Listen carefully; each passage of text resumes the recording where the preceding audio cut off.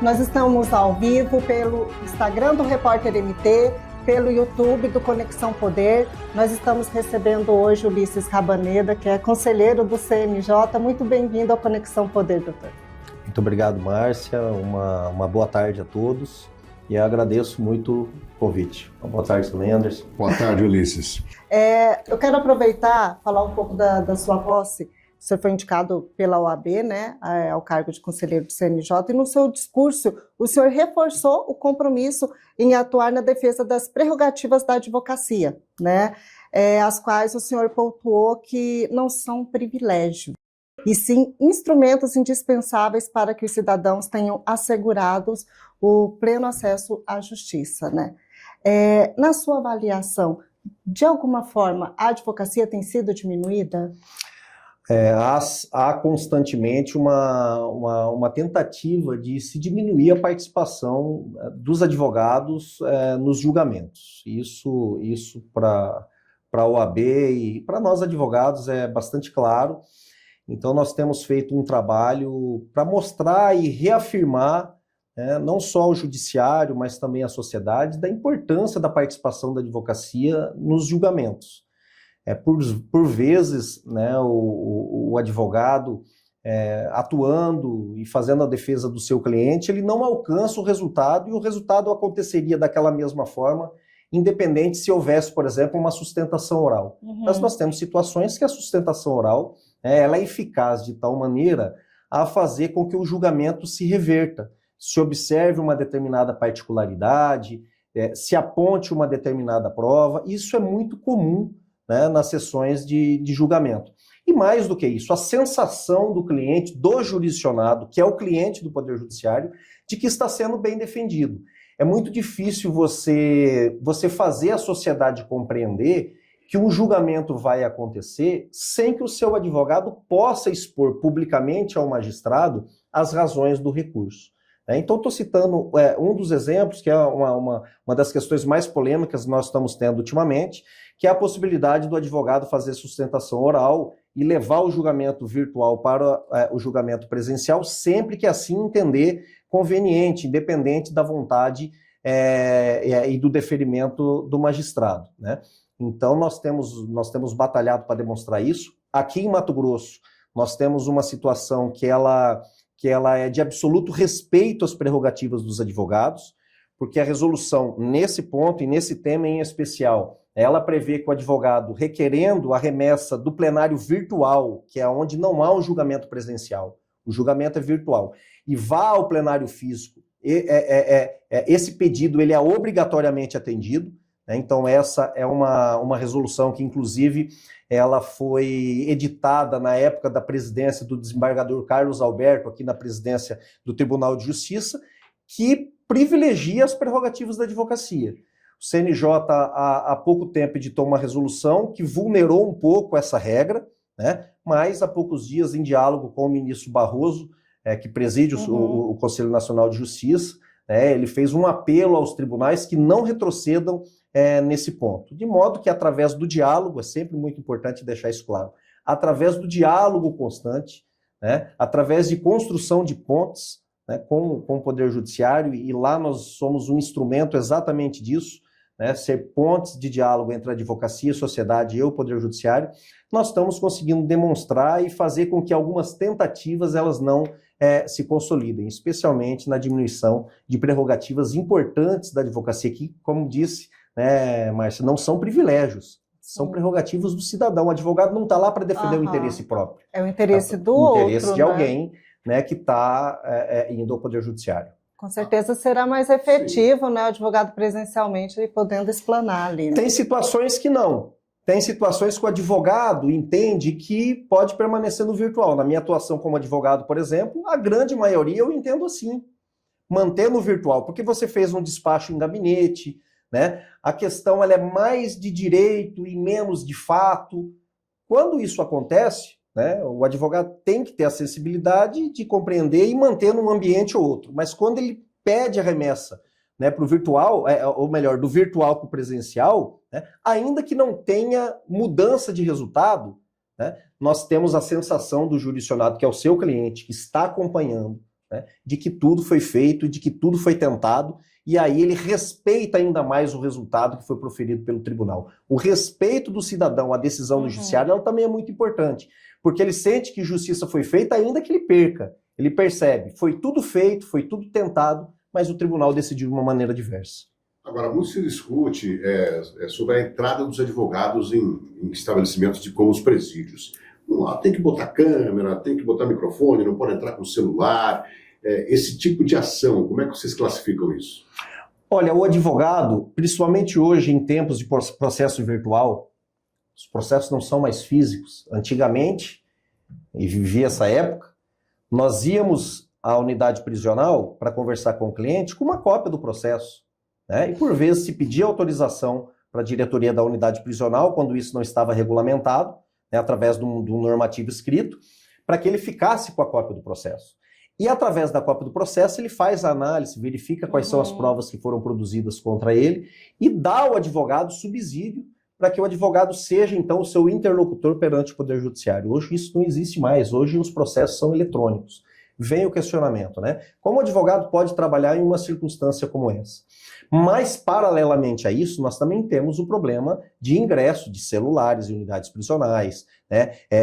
De ingresso, enfim, de equipamentos ou de objetos que são proibidos e que por vezes são levados por profissionais que têm a carteira da OAB.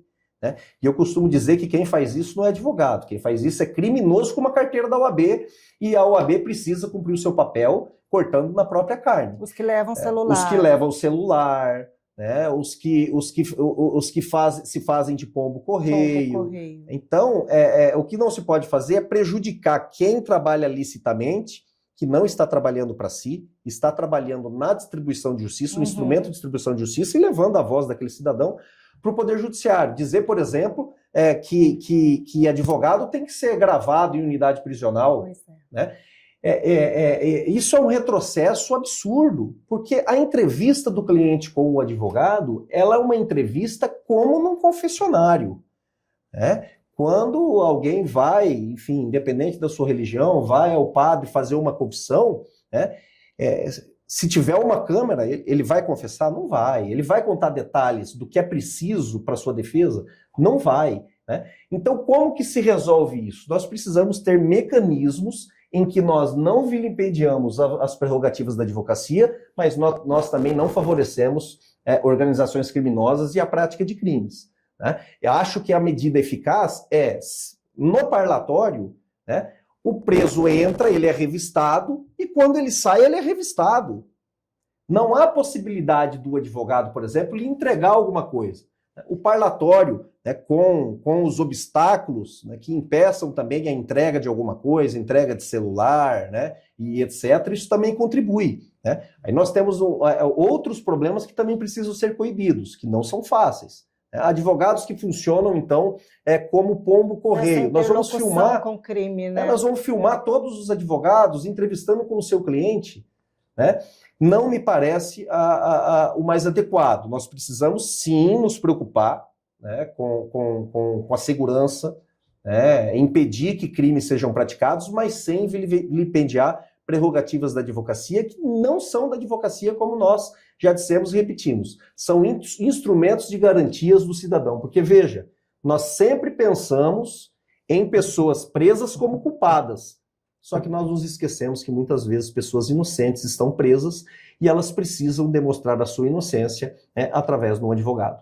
Nessa questão sobre os advogados serem gravados, que a gente tem visto uma grande polêmica com relação a isso, o senhor acredita que mesmo em caso de advogados de líderes de facção criminosa, isso vale também não serem gravados? Vale porque o líder de uma organização criminosa, vamos tratar assim, ele pode, e por vezes, está sendo acusado de uma situação que ele não tem envolvimento. Ou ele pode estar sendo acusado de uma situação que ele tem envolvimento, mas estão imputando a ele mais crimes do que o devido. Estão imputando a ele situações em que ele precisa se defender. E mesmo que assim não seja, seja líder de organização criminosa, seja um inocente que está preso, ele precisa se defender e a decisão estatal de condenação, ela só se legitima se a pessoa tiver a oportunidade de bem se defender perante o Poder Judiciário. Eu digo que quanto mais grave o crime cometido, mais as garantias de defesa precisam prevalecer. Por quê? Porque nós diminuímos a chance do erro judiciário, porque o erro judiciário já é grave num crime leve. Imagina um erro judiciário num crime mais grave. Então nós precisamos garantir, né, para que haja o amplo exercício do direito de defesa. E por fim, não tem como não dizer, né, para você chegar à conclusão que alguém é líder de organização criminosa ou que alguém praticou um crime, é preciso passar por um processo. Ninguém pode ser sumariamente julgado, né, sem o amplo direito de defesa. E o amplo direito de defesa, ele só se pratica com as garantias que estão previstas na Constituição. Constituição observada, nós estamos garantindo o direito de todos, nós estamos garantindo, né, que todos aqueles que são processados, né, tenham aí os seus direitos devidamente protegidos. Aliás, Ulisses, no momento nervoso, vamos dizer assim, para a advocacia aqui do nosso estado, com advogados sendo assassinados, com advogados sendo ameaçados, como é que você que agora está lá no CNJ, como é que vocês estão analisando isso? Você acha que os advogados estão ficando propensos cada vez mais a esse risco? A advocacia, não só ela, né, o membro do Poder Judiciário, o membro do Ministério Público, o policial militar, o policial civil, eles exercem profissões de risco. A advocacia é uma profissão de risco, né, e hoje se demonstra com o que vem acontecendo. Um ex-presidente da OAB ser assassinado, né, friamente na frente do seu escritório, às 7h30, 8 horas da manhã, numa das avenidas mais movimentadas de uma capital. Os dois casos muito semelhantes, né? É uma situação absolutamente grave, como todo homicídio, mas aqui nós temos um fator que é em razão do exercício profissional, né? A mesma gravidade que se tem, por exemplo, de se atentar contra a vida de um magistrado, porque ele vai sentenciar alguém, é do advogado, porque está atuando em favor de alguém em juízo. Então hoje, por exemplo, advogados que trabalham na área agrária, advogados que trabalham na área de violência doméstica e familiar, né, contra a mulher, advogados que trabalham na área criminal, advogados que trabalham até mesmo na área civil, enfim, de grandes questões, estão trabalhando e estão, inevitavelmente, hoje, pelo que nós estamos percebendo que está acontecendo, né, absolutamente vulneráveis. Nós precisamos ter uma visão para isso, né? O Estado precisa ter uma visão, porque são casos que são recorrentes. Nós estamos falando da lesão maior, que foi o homicídio, né? Mas nós temos diversos casos de agressões, de ameaças, né? Imagina um advogado trabalhar com temor, como qualquer profissional. Ele não consegue exercer a sua profissão, como absolutamente qualquer profissional. E os profissionais do sistema de justiça, essa proteção ela é absolutamente mais necessária, porque eles estão trabalhando com o litígio da sociedade. Eles objetivam a pacificação, mas através da sua atuação, eles estão tendo novos crimes praticados, né, contra eles nessas situações. Então, realmente é muito preocupante. Hoje nós temos alguns casos que estão acontecendo no Brasil afora, que nos acendeu já há algum tempo um sinal de alerta, e é muito importante esse diálogo com as instituições, do Poder Judiciário, do Poder Executivo, né, para que se tenha aí um mínimo de segurança, né, para esses profissionais, sem dúvida. Essa tensão tem ocorrido, então, entre os profissionais da advocacia. O senhor tem ouvido, tem recebido advogados que vêm falar sobre isso? No Conselho Nacional de Justiça, não. Até pelo pouco tempo que estou lá, ainda esse tipo de situação não me chegou no Conselho. Mas na OAB isso sempre aconteceu. É uma discussão. Sempre aconteceu. No sempre caso houveram queixas e reclamações de ameaças, né? No caso de uso de armas pelos advogados, a discussão que está inclusive lá em Brasília. Como é que você vê isso? Até respondi essa pergunta que é muito importante hoje pela manhã. Eu tenho uma visão pessoal, mas respeito à posição institucional, né? Eu considero que você simplesmente liberar o uso de armas, né, de uma maneira geral e restrita, seja para determinada categoria, tá? Ou seja, para a população, como os movimentos, né, que defendem o armamento da população, né, que eles pregam, eu acho que não é um movimento adequado e correto para os fins que nós objetivamos, que é a pacificação social. Porque, claramente, isso não sou eu que estou dizendo, mas os números e os estudos dizem isso, né, que você armar as pessoas que andam armadas, elas não evitam, tá, não evitam a prática do crime em índices aceitáveis para fazer com que você arme a população. Então, o que eu defendo? Que seja analisado caso a caso. A OAB, por exemplo, ela defende que, até porque eu falei que a advocacia é uma profissão de risco, sim, defende que os advogados devem ter o direito do porte de arma. Eu tenho uma posição que ela é intermediária. Eu acho que você não pode tratar o pedido do advogado que quer portar uma arma de fogo como um pedido de um cidadão que trabalha numa área que não tem risco. Mas também você não pode simplesmente, porque é advogado, autorizar ele andar armado sem ter um fator, sem ter um elemento, né, que demonstre a absoluta necessidade. Tá? Então eu acho que tem que ter um meio termo, por óbvio, tudo tem que ser controlado, mas a instituição, a OAB, né, ela defende que haja os mesmos direitos, as prerrogativas que hoje os magistrados possuem, os membros do Ministério Público, de portar arma de fogo, né? Então eu, enquanto fui representante da OAB, membro da OAB, eu precisava levar os poderes constituídos à vontade da maioria da advocacia. Eu, como representante, precisava fazer isso, mas sempre ressalvei a minha posição pessoal e é o que eu estou fazendo aqui, né? E procuro me basear sempre em critérios científicos, com números, para formar a minha convicção. Então tenho a minha convicção que não é nem lá nem cá uma posição, pelo menos com relação à advocacia e eventuais outras profissões de risco, que é o meio termo. Você não pode tratar como uma regra geral, mas também você não pode fazer um libera geral. A Denise Niederauer está assistindo a gente pelo canal do YouTube. Obrigado, Denise, pela audiência. E tem uma pergunta, ela está dizendo assim: como é feita uma denúncia ao CNJ? Obrigado, Denise, querida amiga de longa data, um beijo grande. Obrigado pela pergunta. Esse é um tema de interesse de absolutamente toda a sociedade. Tem diversas formas de se fazer uma denúncia ao Conselho Nacional de Justiça. Pode-se contratar um advogado para que ele promova uma representação, né? Promova um pedido de providências, né? Pode-se também fazer sem a presença do advogado, através dos canais de comunicação do Conselho, a ouvidoria, por exemplo, que é um canal muito eficaz, onde se pode, inclusive, se pedir o anonimato, né? Se faz a denúncia, mas no caso de anonimato, o tratamento, né, ele também recebe, ele tem uma característica especial, o tratamento de denúncias anônimas, porque a nossa Constituição, ela veda o anonimato, né?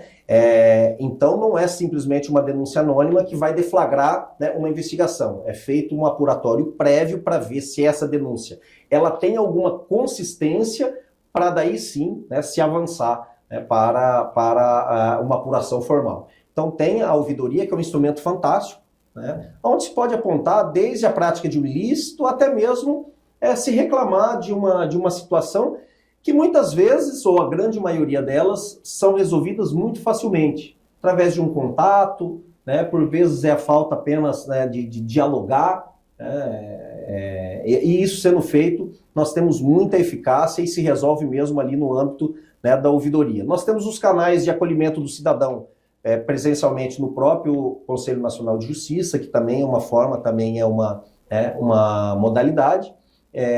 Enfim, são vários mecanismos em que a população tem acesso para fazer, seja uma denúncia, seja uma reclamação, um elogio, né, sobre os serviços judiciários. Aqui em Mato Grosso, o judiciário vive uma crise diante do afastamento de 2 desembargadores investigados por venda de sentença. Inclusive, esse caso, né, estourou, veio à tona no desdobramento da investigação do assassinato de um advogado, né, o Roberto Zampieri.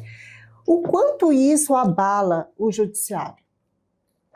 Bom, não há dúvida de que, especialmente no judiciário, né, que é o poder de resolução dos conflitos, quando você tem um membro em que se tem uma suspeita contra ele, você acaba criando um ambiente de desconfiança. Não adianta esconder que isso é muito ruim. Acontece. Né? Contudo, é preciso dizer que o Judiciário de Mato Grosso não se resume a isso. Nós temos aqui no nosso Poder Judiciário muitas e muitas e muitas práticas que nós levamos para outros lugares do país, e que elas são constantemente elogiadas. Nós temos afastamentos de magistrados aqui no estado de Mato Grosso, não é pena, eles não foram punidos, eles não foram condenados, são magistrados que merecem, como todas as pessoas, o direito de defesa. Por vezes se acha que algum ilícito já está demonstrado que se praticou. Não, o que há ali é uma suspeita, o Conselho entendeu que era uma suspeita séria, por isso afastou. O afastamento ele tem natureza cautelar. O que é isso para o cidadão entender? É um afastamento com o objetivo de garantir que as investigações elas ocorram com lisura, que as investigações ocorram sem alguma interferência, né, para se garantir que o processo, né, tenha um andamento absolutamente eficaz. Ao final, pode-se entender, né, pela inocência. Ao final, pode-se entender pela culpa. Mas é claro, como a sua pergunta, né, ela foi muito específica, isso acaba abalando, né, a imagem. Tenho dito e reafirmo que enquanto estiver no Conselho Nacional de Justiça e puder sim levar e mostrar as nossas qualidades, é isso que nós vamos fazer. O senhor também recentemente falou sobre uma remuneração mais atrativa para os magistrados. O senhor acha que hoje o que um magistrado ganha é pouco? Eu acho hoje que nós não sabemos como um magistrado ganha. Se perguntar para mim, eu não sei. Eu sou membro do CNJ e a gente vê uma situação em cada estado. O próprio magistrado, ele também não tem essa segurança, porque a forma como o sistema funciona hoje, por vezes ele vai ter um auxílio, no outro mês ele não vai, às vezes o tribunal lhe concede um auxílio, o CNJ vem e tira, fazendo com o que aconteceu agora recentemente. Né? A sociedade também não tem essa transparência, então o que eu defendo? Que o magistrado, todo magistrado, tem que ganhar bem. Juiz tem que receber bons salários. O que seria ganhar bem para o juiz? Essa é uma boa discussão. Para mim pode ser um valor, né? Para uma outra pessoa pode ser ganhar bem, pode se considerar um outro valor. Eu acho que nós precisamos ampliar essa discussão, ouvir as associações, ouvir os magistrados, né? Isso ter uma discussão séria no parlamento sobre esse tema. Por quê?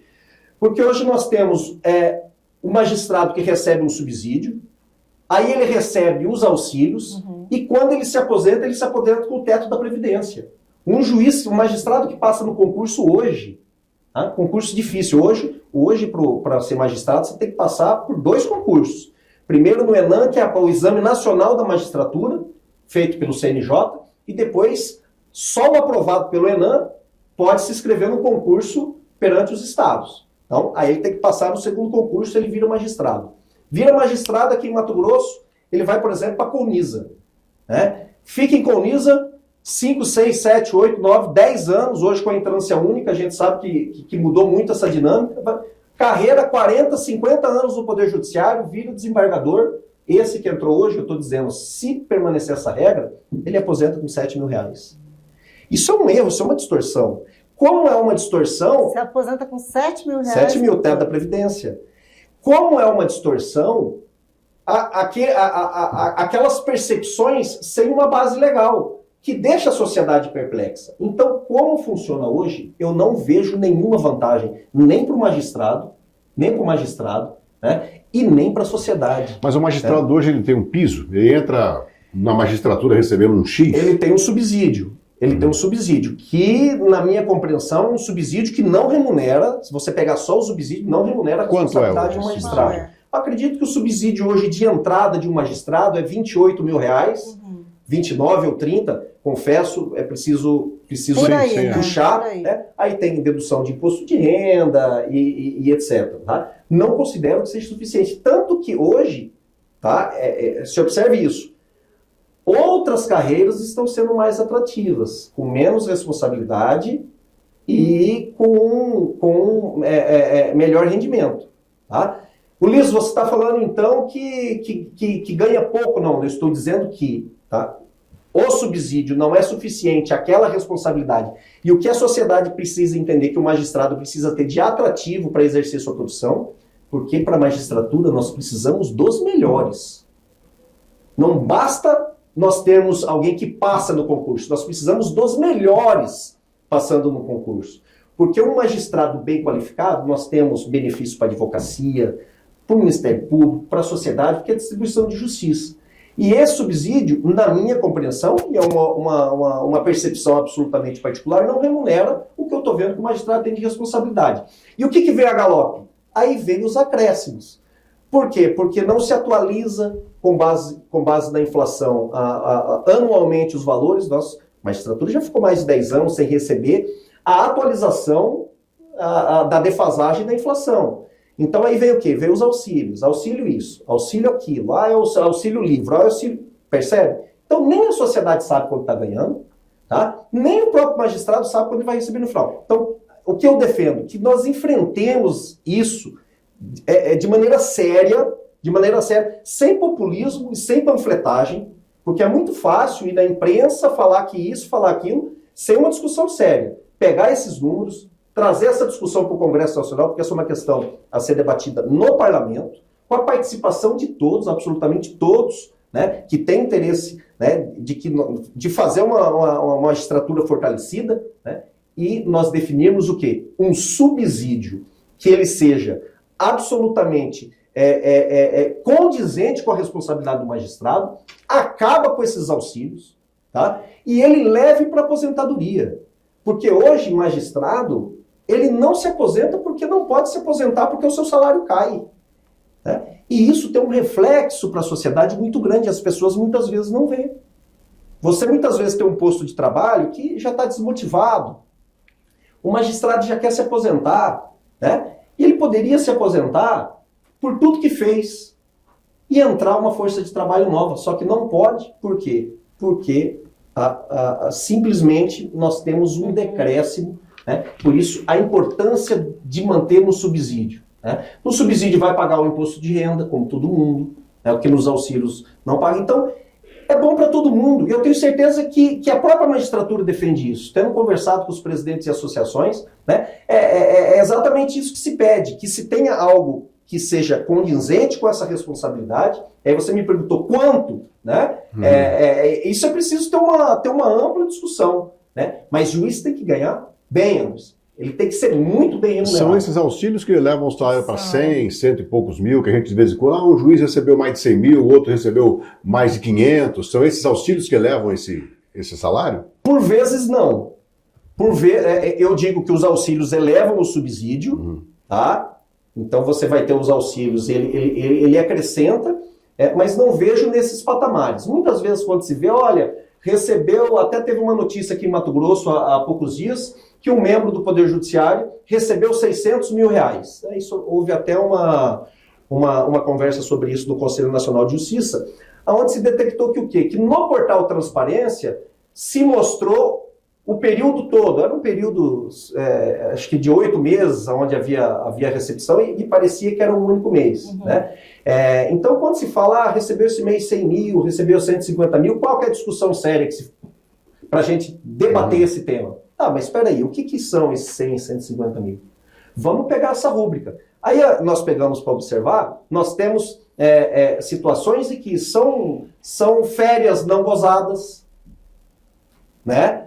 São auxílios não percebidos, diferenças, né, que nós já tivemos ao longo da história, né? Diferenças salariais que foram reconhecidas judicialmente, e depois o judiciário acaba pagando, e muitas vezes se acha que é o recebimento do salário do mês. Não, não é. Agora, tem situações que sim, nós observamos que você vai olhar e observa que há você não consegue até identificar, né?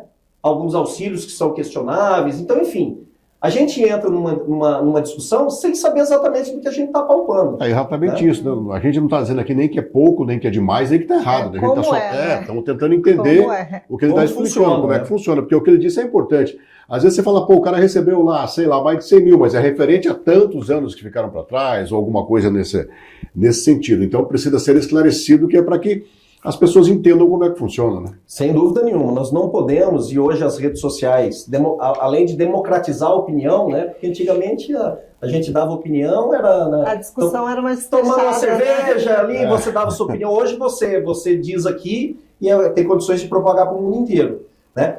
Então a opinião, além dela ter ficado mais democrática, ela também trouxe algo que é a necessidade de responsabilidade no que se fala. Mas sabe o que é bacana, Ulisses, com isso também? A abertura de como você está falando agora aí. Você está explicando, você está expondo um assunto que às vezes a maioria não gosta de falar.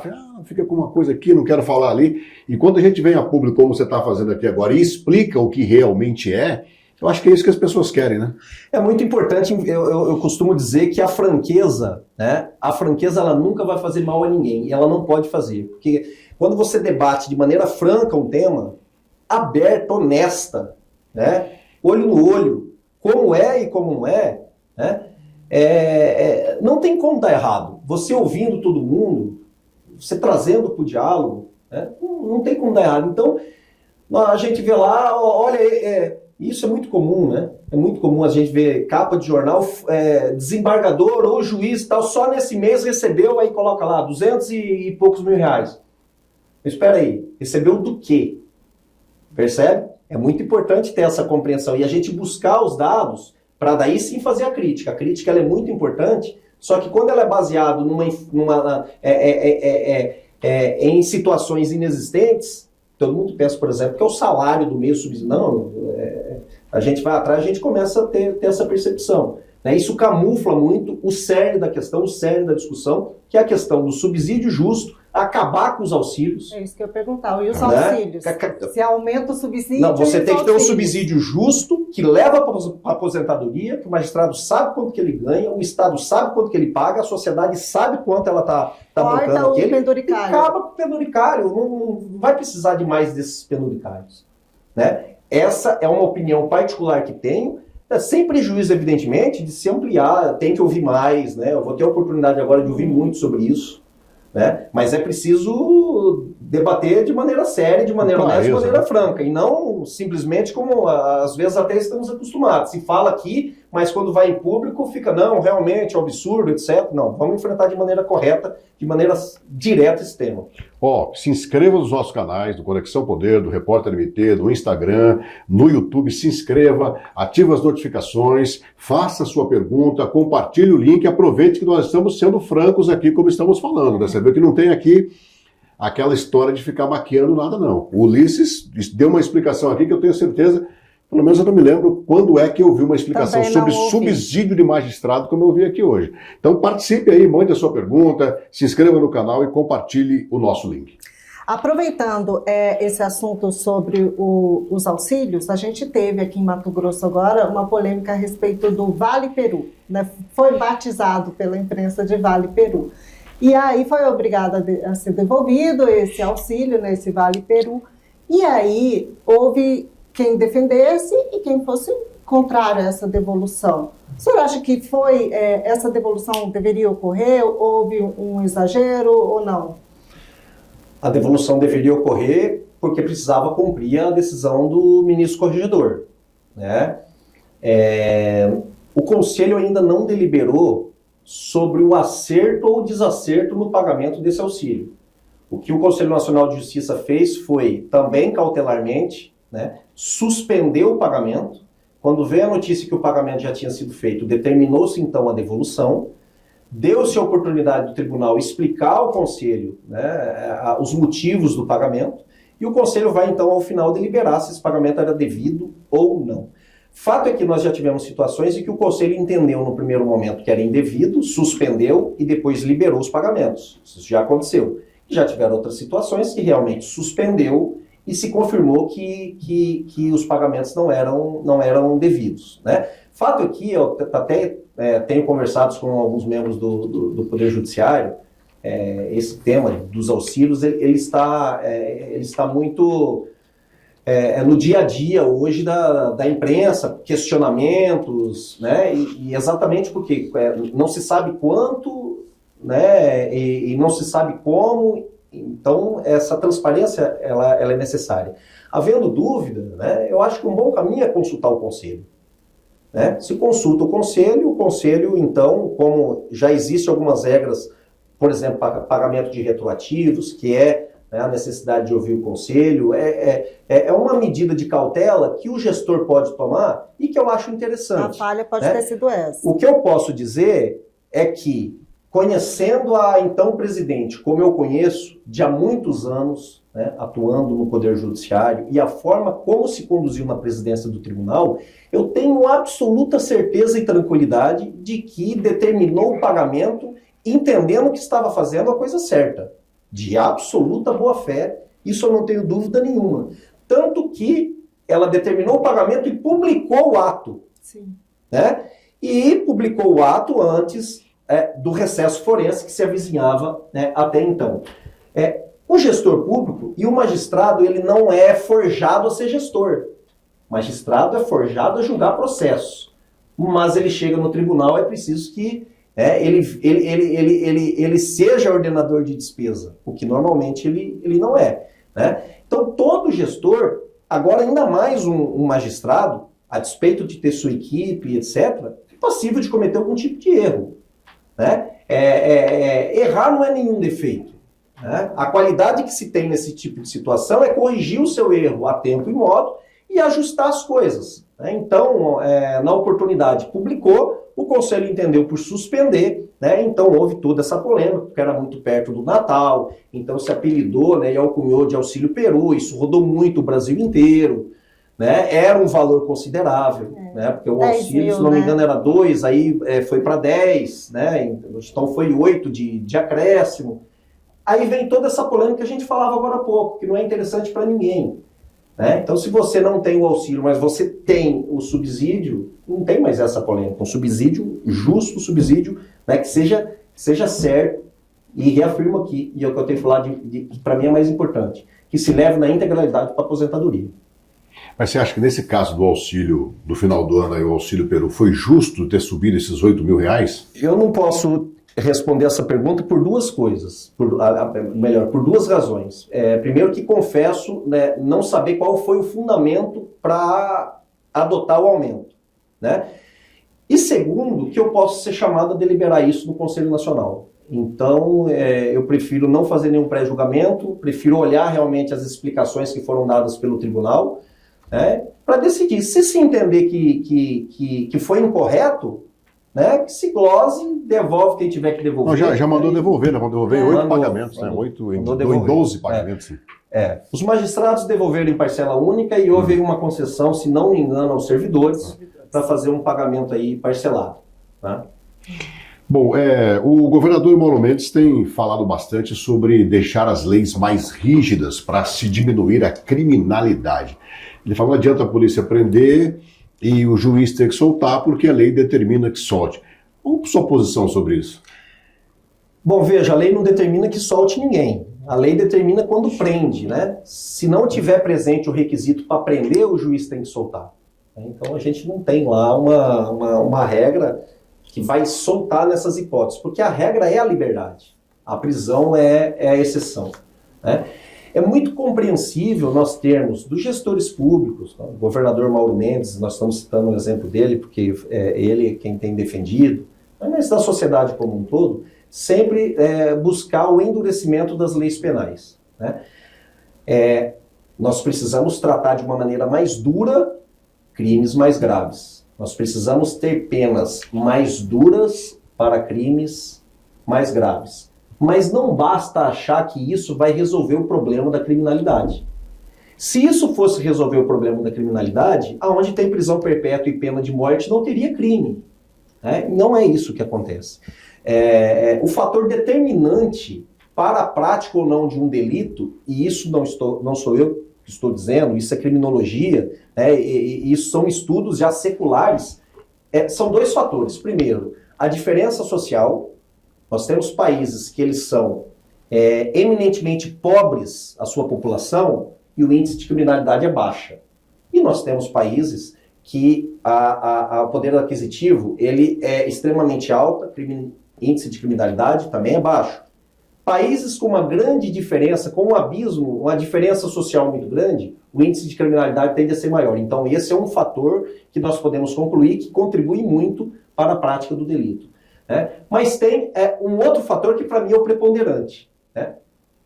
A percepção de impunidade. Tá? Quando você tem a certeza do castigo, a chance de você praticar o delito é menor. E eu cito aqui um exemplo, e até em algumas situações, em sala de aula, eu costumo citar esse exemplo. Para quem já foi visitar outros países, principalmente os Estados Unidos, né? Nós, cidadãos, pessoas que pagam seus impostos, né? que procura sempre fazer as coisas de maneira absolutamente correta. Muitas vezes a gente está aqui em Cuiabá mesmo, pega o carro, vai parar no banco, né? Parou numa vaga de deficiente. Não, é bem rapidinho, eu vou lá bem rapidinho e volta. Ele vai lá bem rapidinho e volta e nada aconteceu. Essa mesma pessoa, ela viaja para os Estados Unidos e ela vai parar num determinado local, ela não para no local proibido. Por que ela não para no local proibido? É porque ela sabe o valor da multa? Não sabe, nem o valor da multa aqui, nem o valor da multa lá. Porque ela sabe que quando ela voltar da paradinha que ela deu, o carro vai estar guinchado, o carro não vai estar mais lá. Então o que é isso? Estou dando um exemplo, guardado as devidas proporções, para compreender que a certeza do castigo ela é fator preponderante para se praticar ou não uma conduta ilícita. Então, quando alguém vai praticar um ilícito, né, ela tem a percepção, ou melhor, ela crê na possibilidade dela passar ilesa, dela passar impune. Então, não adianta eu botar uma pena de 50 anos se eu não dotar a Polícia Civil de estrutura, né, de estrutura de inteligência, tá? De estrutura tecnológica, por exemplo, em crimes sexuais ou crimes violentos, para coleta de materiais genéticos. Né? Eu acho que aí está a necessidade de dar uma estrutura de ponta na investigação. Não, gente, a gente vai nas delegacias, pelo amor de Deus. Tem sabe? Né? Né? Então não adianta nós concordo em aumentar a pena para crimes mais graves, mas tapar o sol com a peneira. Não adianta essa pena tem que ser cumprida também. A pena tem que ser cumprida, senão vai ficar só no papel. Sai, né? Não cumpre toda aquela pena. A gente vê que o condenado cumpre até um determinado tempo, ele tem a progressão e sai. Você quer ver um exemplo? Por vezes você tem uma situação e volta a cometer o mesmo crime. A prova poderia ter sido produzida, às vezes é até aquele que prenderam. Né? Às vezes até mas a prova não foi produzida. Não se colheu nenhum elemento e aí a impunidade prevalece. Então, isso é uma situação que faz com que aquele culpado ele acaba ficando na rua e o que está no papel, que é a nossa legislação penal, acabou não servindo para nada, né? E muitas vezes algum inocente que também está preso numa situação absolutamente indevida. Então, trocando em miúdos, acho que sim, é importante a gente recrudescer crimes mais graves, mas não adianta só isso. Nós precisamos dotar o nosso aparelho criminal de investigação, do Poder Judiciário, né, a especialização das varas com estrutura, né, para fazer com que a impunidade diminua. Menos impunidade, menos crimes, com absoluta certeza. Nessa questão penal, a gente tem acompanhado uma discussão para que os estados possam legislar com relação a essa questão penal. Qual que é a sua avaliação? O senhor é favorável ou acha que esse não seria o caminho? Eu sou contra. Eu sou contra porque no nosso modelo constitucional, né, que é um modelo federativo, algumas matérias precisam ser tratadas de maneira linear em todos os estados. Né? Por exemplo, direito penal, direito civil, processo civil. Né? Imagina você uma conduta que aqui em Mato Grosso é crime, em Goiás não é. Percebe? Mas nos Estados a gente sempre tem essa, mas nos Estados Unidos funciona assim, né? Mas funciona como? Qual o tipo qual o federalismo que se exerce?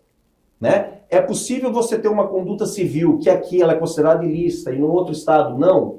Eu não considero isso o melhor modelo. O que acho é que o parlamento, por óbvio, precisa tratar algumas particularidades de alguns estados também de maneira particular, mas concentrando sim na União o poder de legislar algumas matérias. Por exemplo, tratar em faixa de fronteira, crimes praticados em faixa de fronteira, ser tratado pela União, como já o é em diversas hipóteses, de maneira diferente naqueles que não são praticados em faixa de fronteira. O que nós estamos fazendo com isso? Trazendo, né, para uma realidade que nós temos, por exemplo, e Brasília não tem, né, outros estados não têm, né? Mas trazendo uma norma que se aplica a alguns estados apenas, mas gerida exclusivamente pela União. E convenhamos, né? A gente tem percebido que em algumas situações que sai cada ideia por aí, sabe? Em Câmara de Vereadores, até mesmo em assembleias, que acabam passando muitas vezes despercebido quando você acorda, depois já aconteceu, né? Que não me parece em matéria penal, em algumas matérias que a própria Constituição prevê, seja passível de se delegar aos estados legislar sobre isso. A senadora Margarete defende, né? E até faço um elogio, tem feito um brilhante trabalho, tem aprovado leis de sua autoria importantíssimas, como o pacote, né, antifeminicídio, né, que eu elogiei e elogio esse trabalho que foi feito, né, mas nesse ponto em específico eu sou contra. Lei da ficha limpa, a discussão para se reduzir as penas aplicadas aos políticos envolvidos aí.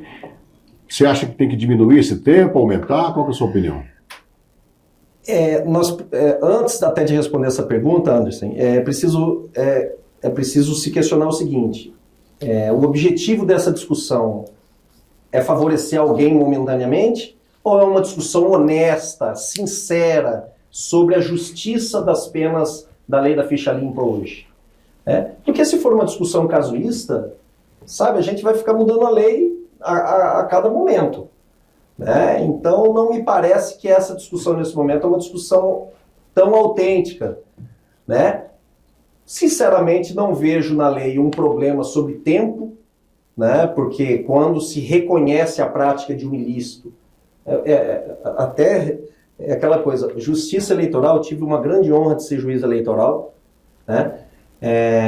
A justiça eleitoral funciona como uma espécie de órgão fiscalizatório, né? Porque as pessoas falam muitas vezes assim, não, deixa todo mundo ser candidato e a população vai escolher. Se fosse assim, né? O poder público não precisava tirar da prateleira, por exemplo, de supermercado, produtos vencidos.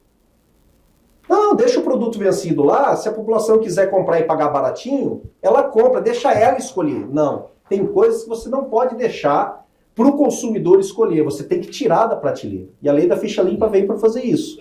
Você retira da prateleira aquele que efetivamente foi flagrado em uma situação ilícita. Problemas de injustiça praticado é de caso concreto. Às vezes você tem pessoas que não mereciam ser condenadas e foram.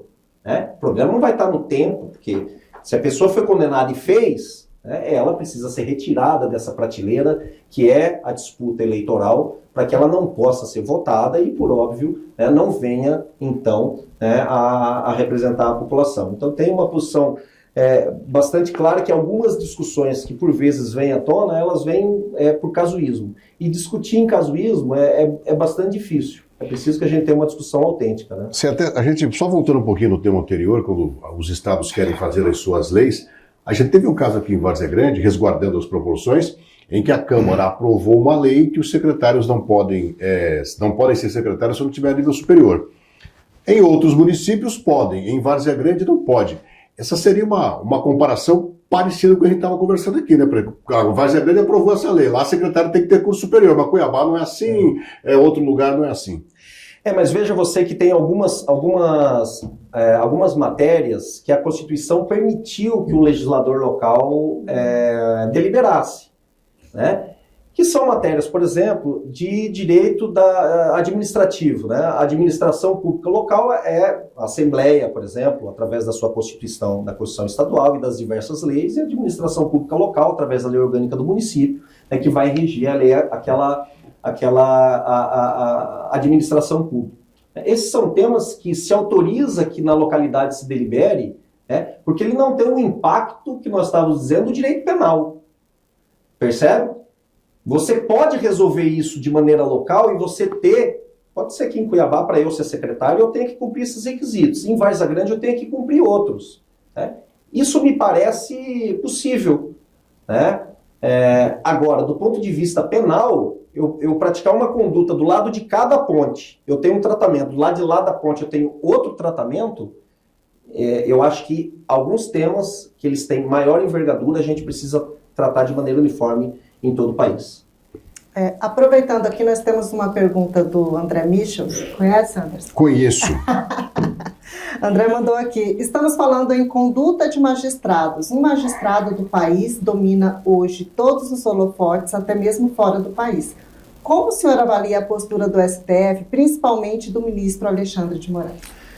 Quero inicialmente mandar um grande abraço aí pro André, né? E em algumas outras oportunidades que eu fui em alguns outros programas, eu dei essa mesma resposta. Hoje eu sou um membro do Judiciário, um membro do Conselho Nacional de Justiça. E como membro do Conselho Nacional de Justiça, eu tenho os mesmos deveres e vedações de todos os magistrados brasileiros. E como o Supremo Tribunal Federal é um órgão superior ao Conselho Nacional de Justiça, mas ainda que fosse inferior, né, eu não posso comentar decisões de ministro do Supremo, e por óbvio não poderia vir aqui e comentar uma decisão judicial de determinado magistrado por conta de uma vedação na lei orgânica da magistratura, né, nacional. Como advogado até poucos dias, né, poderia absolutamente, e tenho as minhas posições, né, mas hoje compondo o Conselho Nacional, eu devo, né, nem que eu preciso, eu devo me resguardar de me manifestar sobre alguns temas. Este é um deles. Até porque, por vezes, acaba indo ao Conselho Nacional de Justiça situações parecidas, praticadas por magistrados, e a gente tem que julgar se é certo, se é errado, né? Então, agradeço muito a pergunta e o questionamento, que é o que está muito hoje se questionando, mas eu não posso abordar essa temática. Tem alguma coisa que você não falou aqui, que a gente não te perguntou? Você fala, isso aqui eu quero falar. Olha, foi muito bom, né? Foi muito bom, falando sobre muitos temas, enfim. Talvez falar um pouquinho daquilo que poucas pessoas falam, né? Que é, para mim, o mais importante que se faz no Conselho Nacional. As pessoas olham o CNJ como um órgão disciplinar. O CNJ que vai punir juízo, o CNJ que vai... mas essa é uma atuação necessária do Conselho, mas não é a principal atuação do Conselho na minha concepção. A principal atuação do Conselho é estipular políticas públicas que façam com que o Judiciário seja, ao mesmo tempo, acessível para todos os cidadãos, né, seja independente e seja forte. E aí nós temos diversas frentes, né, vou ter agora uma reunião no dia 12, uma reunião que inclusive já conversei com o ministro Barroso sobre isso, uma reunião com o SEBRAE, inclusive capitaneada por um grande amigo aqui do estado de Mato Grosso, que é conselheiro federal do SEBRAE, o André Schettini, que nos levou à intenção do SEBRAE fazer um convênio com o Conselho Nacional de Justiça para trabalhar em diversas frentes de ressocialização no sistema prisional, frente de atuação nas pessoas vulneráveis, pessoas em situação de rua, também uma frente direcionada à capacitação para gestão de magistrados. Como eu falei há pouco, o magistrado não é forjado a gerir, mas é importante ele saber gerir, porque tem que gerir uma vara, posteriormente ir ao tribunal, gerir também o Poder Judiciário. Então, já de início, estão surgindo algumas coisas e algumas atuações que eu considero que são as mais importantes, são as mais bonitas do Conselho Nacional. Trazer políticas públicas que levem à população a possibilidade da gente mudar algumas coisas que estão hoje em dia no país. Tem muita gente trabalhando para isso, não só no Conselho, mas também nos tribunais, enfim, nas ordens dos advogados, nos ministérios públicos, para fazer com que você deixe alguma coisa de positivo. Eu acho que punir pessoas é necessário, mas não é nada positivo, É muito ruim ter que julgar as pessoas. Mas é isso que eu considero e que eu gosto também de apontar, ver o Conselho como um órgão de contribuição do Poder Judiciário. Que os tribunais vejam o Conselho também como um órgão em que pode se apoiar, em que pode buscar, em que pode dialogar para que tenha suporte para as mais diversas políticas públicas e atividades fins. E isso temos procurado fazer. Tem as comissões lá também, que trata do sistema prisional, que trata da tecnologia no Poder Judiciário, inteligência artificial, processos eletrônicos, enfim. Uma gama de situações que demanda uma atenção realmente bastante especial. É um trabalho muito bonito e muito interessante que se faz. Ó, eu sei que você já tocou nesse assunto aqui, mas é que o UOL publicou uma reportagem que fala de juízes e desembargadores da Paraíba que ganharam direito a receber um total de 234 milhões de reais em indenizações retroativas a título de compensação por assunção de acervo processual. A aprovação pelo órgão especial do TJ da Paraíba ocorreu de forma unânime em uma votação de apenas 24 segundos em uma sessão extraordinária no último dia 26. Segundo uma lista de beneficiários que consta no processo, 281 magistrados devem ser beneficiados com valores individuais de até R$ 956.913,65. O TJ lá da Paraíba diz que não há previsão para sua efetivação, que está condicionada à autorização do Conselho Nacional de Justiça. Eu tomei conhecimento também dessa notícia, né? São valores expressivos, né? E é aquilo que disse, importante observar, olhar qual a origem e qual a autorização para isso, né? E o próprio tribunal já informou que enquanto o Conselho não deliberar sobre essa matéria e avaliar quais os contornos exatos disso, pelo menos é o que eu vi, não se implementará. Mas eu tenho certeza, né, que o Corregedor Nacional está atento não só a essa situação e demanda, mas em todas. A Corregedoria é um órgão muito importante, que não trata também só da questão disciplinar, também da questão financeira, né, em apoio aos estados. Mas, como dito agora há pouco, quando falávamos de maneira direta e franca, né, sobre essa questão do subsídio, são situações que essa falta de previsibilidade acaba causando, né? Você tem um auxílio X, Y, Z que não foram pagos e acabam depois sendo questionados, seu pagamento retroativo, enfim, cria toda essa discussão. Mas é algo importante para ser analisado e opinar, né? Enfim, falar exclusivamente após a análise do caso concreto. O CNJ seria um caminho para o STF? Para o Ulisses? Não. Não tem essa pretensão? Não, de jeito nenhum. Até porque Supremo Tribunal Federal é o presidente da República que define unicamente, né? É diferente de outros órgãos do judiciário, onde você tem figuras como o Quinto Constitucional, que você tem a participação, por exemplo, da OAB, do Judiciário e do próprio membro do Poder Executivo, né? O meu caminho é muito claro. Eu estou no Conselho e quero fazer um trabalho que dignifique a advocacia que me colocou lá e que orgulhe também, né, o meu estado, né, e depois eu volto para a minha advocacia, meu escritório está me esperando. Congresso Nacional? Nada. Não, de maneira nenhuma. Não tenho nenhuma habilidade para isso, de maneira nenhuma. Será, Anderson? Eu acho que ele tem muita habilidade. Eu acho que ele tem, o Brasil está precisando de gente. O que você falou aqui hoje foram vários assuntos, né? Tem várias questões que você entrou aqui. Mas, enfim, se ele está dizendo que não tem, o programa vai ficar gravado. Se um dia ele tiver, a gente vai falar assim, vai ficar gravado, ótimo. Tá certo. Fechamos? Fechamos. Tá certo. Ulisses, eu quero agradecer, nós agradecemos, o Conexão Poder agradece a sua entrevista, fique presente da casa, leve para seu gabinete no CNJ, né? Na hora que a gente for lá dar uma passeada em Brasília, a gente passa no gabinete para ver como está. Faço questão de recebê-los, né? Receber a todos que queiram visitar o Conselho, conhecer como funciona o Conselho, né? E estamos lá de braços e portas abertas para receber, especialmente, né, os mato-grossenses. E já vou agora, segunda-feira, e mando uma foto, tomar um... Mande, vou cobrar a foto, hein?